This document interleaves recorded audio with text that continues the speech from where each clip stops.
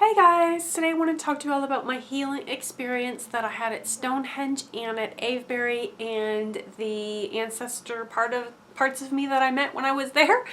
So in 2019 I went to Scotland and England, and I purposely arranged my schedule so that I could go to Stonehenge. And I went at one of the tours in the morning where you can actually go inside of the stones.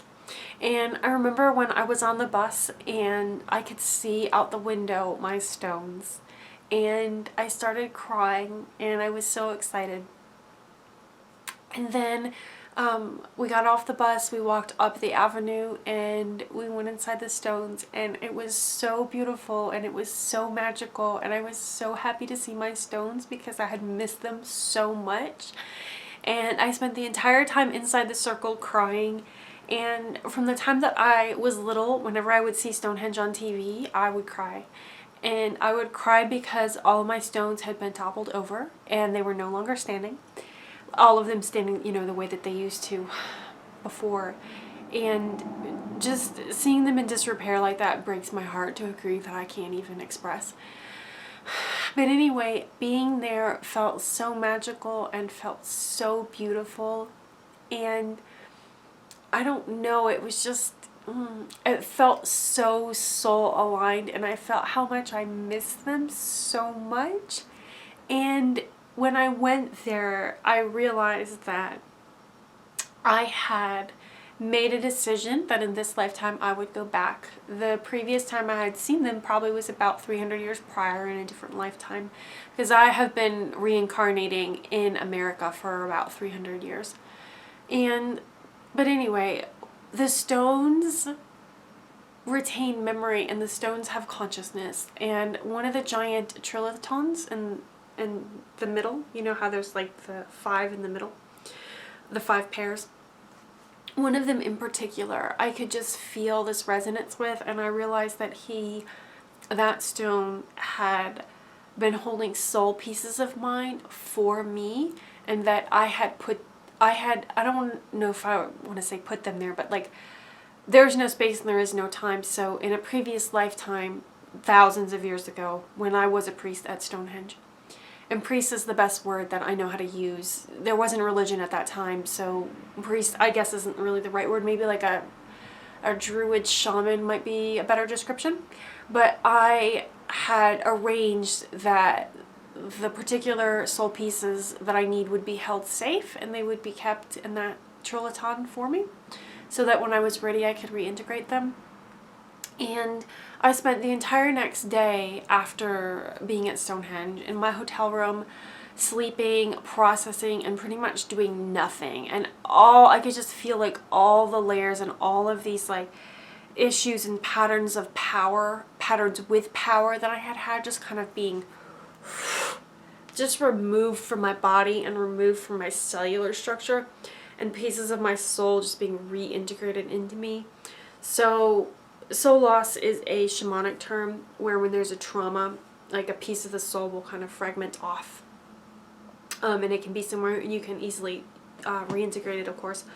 I sometimes call that a personality fragment.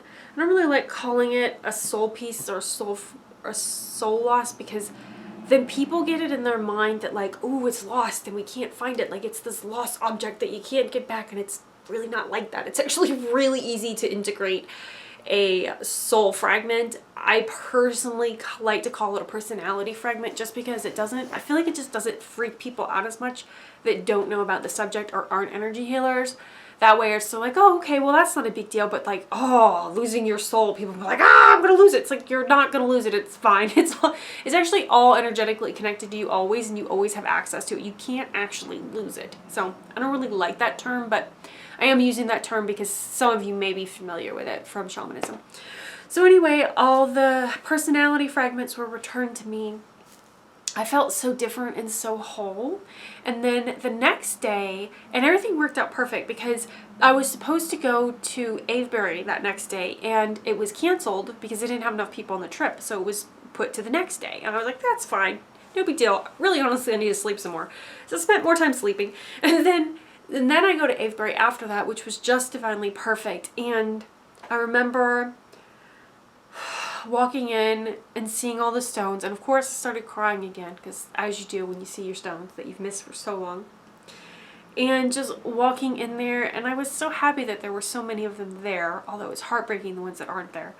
And I could just feel all the energy of my stones. And the guide gave me some dowsing rods to douse where the energy lines were crossing. And somebody else had volunteered, and they couldn't find the line. And I was like, let me volunteer. So I held them, and the dowsing rods turned immediately. I got where the line was. I don't understand why the other person couldn't figure it out, but whatever. Anyway, so that was fun. Like, the dowsing experience was fun. I did buy a bunch of books and things at the bookshop while I was there, because, you know, I don't live anywhere near it. It's not like I'm going to be able to get those things again unless I, you know, travel over there. So I bought everything I wanted in the gift shop. But when I was moving through the Stone Avenue, there's like that huge, there's the two giant stones that are enormous at the beginning of the circle. Really, they're the size of two giant SUVs on top of each other. The stones are so big. But through those stones, there's like this big, beautiful, magnificent cluster of trees. And then, you know, you can see the Stone Avenue as it goes up.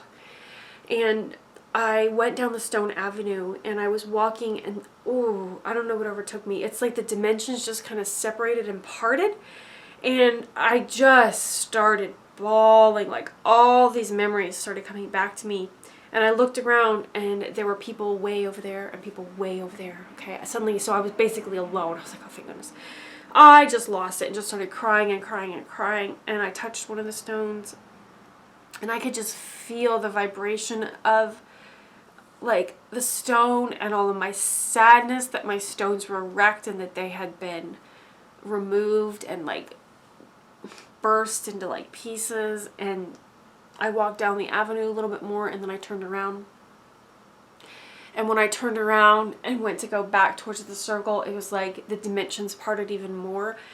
And out of nowhere, I could feel and see and know myself several thousand years prior, walking down that same avenue, walking next to me energetically, along with the other, I don't really want to call them priests, shaman of that time, being surrounded by them and feeling that ancestor of mine that is also a previous incarnation of me, and really feeling him and his feelings and knowing he was there was really just, it was surreal. It was so cool.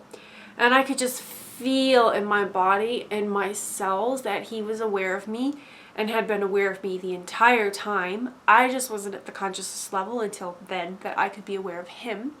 But I was always going to come back to the stone so that I could remember him. And it's like a awoke DNA knowing inside of me. And then I could feel him helping me and how much he has already helped me. And I already had an inkling that certain aspects of me in certain lifetimes that were way more like Merlin-y, way more awake. You know, because obviously we've all had many lifetimes. I've had lots of lifetimes where I've been asleep or been doing some sort of like mundane thing for a living that's not very exciting.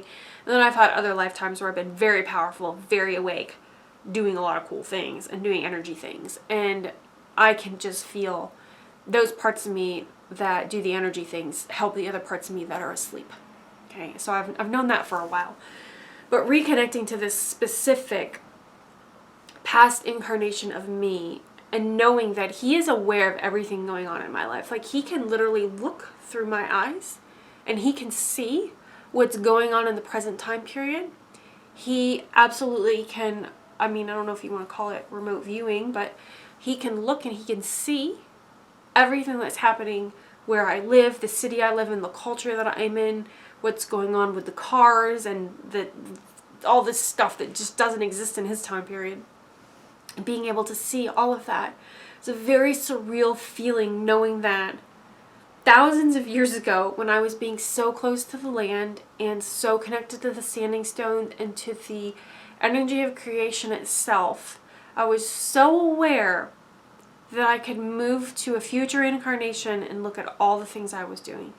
Now, I personally do that in this life. Like, I've looked at a bazillion past lives and some of my future lives, but I really have spent more time looking at my past lives. And it was just so interesting to me.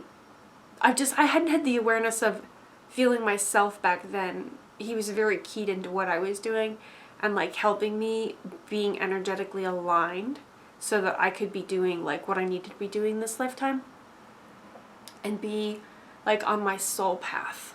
You know what I mean? So that was really cool to feel and to know and just like have it all come pouring back in that moment. And to know that I have been helping myself for thousands of years. The other thing that came to me about his life is his life, and I realized I had been reincarnating in that shamanic sort of like priestly druid class over and over and over and over again over thousands of years. Okay, I loved it. It was my favorite thing to do. I couldn't think of anything better that I'd want to do more. So I mean, was I always in Britain? No, but I could feel I was in all the different places working with the different stones.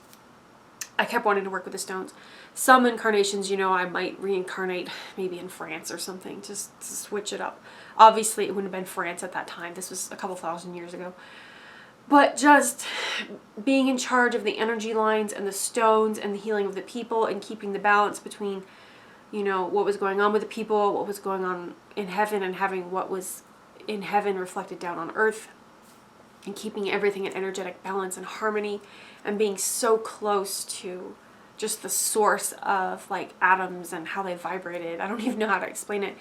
But there were some interesting things I noticed about his lifetime, in particular that one that that I sensed when I was in the Avenue. And it is that there didn't seem to be any disease in his society. That like wasn't a thing. Like everybody was like aligned.